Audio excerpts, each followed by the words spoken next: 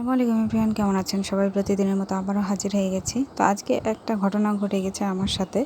বিশেষ করে ঘটনাটা প্রায় প্রত্যেকটা মুরগি পালক সবার জন্যই হয়। তো আজকে আমি মুরগিকে যখন খেতে দেই বা সকালবেলা যখন খাইতে দেই, তো খাইতে দেওয়ার সময় একটা ঘটনা আমি খেয়াল করলাম। আমি দেখলাম যে হঠাৎ আমার একটা বাচ্চা ঘরের ভিতরে আমার খোপের ভিতরে কিন্তু মারা গেছে, মরে পড়ে আছে। তো হঠাৎই বলা যায় যে মুরগিটা খুব যে অসুস্থ ছিল তা নয় কিন্তু। তো আমি দেখলাম যে আসলে মুরগিটা মারার কারণ কি এটা বের করার চেষ্টা করলাম যে মরে যাওয়ার কারণ কি। তো প্রথমে আমি ওদের খাইতে দিলাম।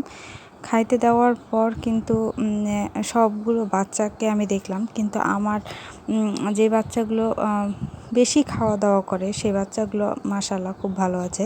কিন্তু আমি 2 দিন আগে থেকেই খেয়াল করছিলাম যে আমার এই বাচ্চাটা একটু খাচ্ছিল কম, একটু হালকা ঝিম ধরা হয়েছিল। তো আমি কেন আমার এই মুরগিটা এরকম হলো যে আমি 2-3 দিন থেকেই কিন্তু আমি মুরগির বাচ্চাগুলোকে খুব গরমের জন্য ছেড়ে দিচ্ছি। আর ছেড়ে দেওয়ার পর কিন্তু ওরা একটু ঠান্ডা লাগছিল, বোঝাই যাচ্ছে যে ঠান্ডা লাগছে, কারণ না হলে আমার এই মুরগিটা মারা যেত না। তো হালকা হালকা করে পাখাগুলোও ঝুলে যেতে শুরু করছিল আর ঝিম ধরা হয়েছিল, যার কারণে বাচ্চাটা আজকে মারা গেছে। তো আমার এখানে যে আরও একটা, আমি আপনার ওর পাশে একটা মুরগির বাচ্চা দেখাচ্ছি, যেটা হলো ঠিক সেম হয়েছে, কিন্তু আসলে আমি এটা খেয়াল করিনি, আমার খেয়াল করা হয়নি 2 দিন থেকে। তো আসলে মেন কথা হলো আমার বাচ্চাটা হঠাৎই মারা যাওয়ার কারণ হলো ঠান্ডা লাগা। এই ঠান্ডা লাগার কারণেই কিন্তু ওই বাচ্চাটা মারা গেছে। তো যাক, আজকে খাইতে দিতে গিয়ে অবশ্য মনটা খারাপ হলো যে আসলে বাচ্চাগুলোর এত সুন্দর যত্ন নেওয়ার পরও আসলে বাচ্চাটা বাঁচলো না। তো আমি নিয়মিত ওষুধও আল্লাহর রহমতে প্রায় প্রয়োগ করি, প্রাকৃতিকও প্রয়োগ করি, আবার সব কিছুই আমি দিই। তো যাক, আসলে এটা হায়াতে ছিল না ওর, আল্লাহ হয়তো চায়নি যে ওরা বেঁচে থাকুক। তো যাক, এরকম হবেই অবশ্য, অনেকগুলো মুরগি পাললেই কিন্তু 1-2টা মারা যাবে, এটা স্বাভাবিক। তো আমি এর আগের যে মুরগিগুলো পালন করছিলাম সেগুলো কিন্তু আমার একটাও মারা যায়নি মাশাআল্লাহ, একটাও মারা যায়নি বলা যায়, সবগুলোই মাশাআল্লাহ ভালো ছিল। তো আমি ভাবছিলাম যে এখানে আমার 16টা মুরগির বাচ্চা যেহেতু উঠছে, তো 16টাই বেঁচে থাকবে। তো 16টার মধ্যে প্রায় 13-14টা মুরগি আমার বাচ্চাগুলো ভালো আছে, আর 2টা বাচ্চা আমার এইরকম পাখা ঝোলা অবস্থায় আছে।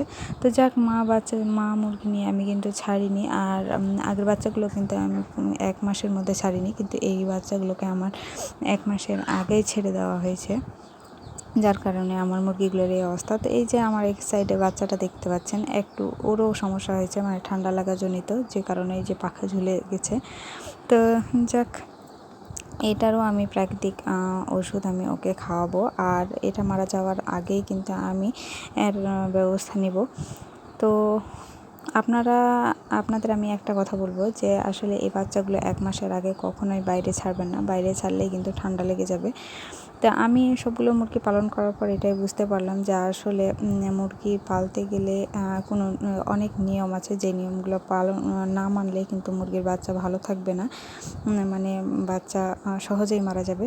তো যাক, আমার নিয়ম অনেকগুলোই আমি আমার ভিডিওতে দিয়েছি, অবশ্যই আমার চ্যানেলটি ঘুরে আসবেন, দেখে আসবেন, ভালো লাগলে লাইক, কমেন্ট এবং শেয়ার করবেন, আমার জন্য দোয়া রাখবেন, আর আমার বাচ্চাগুলোর জন্য দোয়া রাখবেন যাতে সুস্থ হয়ে যায়, সুস্থ হয়ে ভালো থাকে। তো ভালো থাকবেন সবাই, আল্লাহ হাফেজ।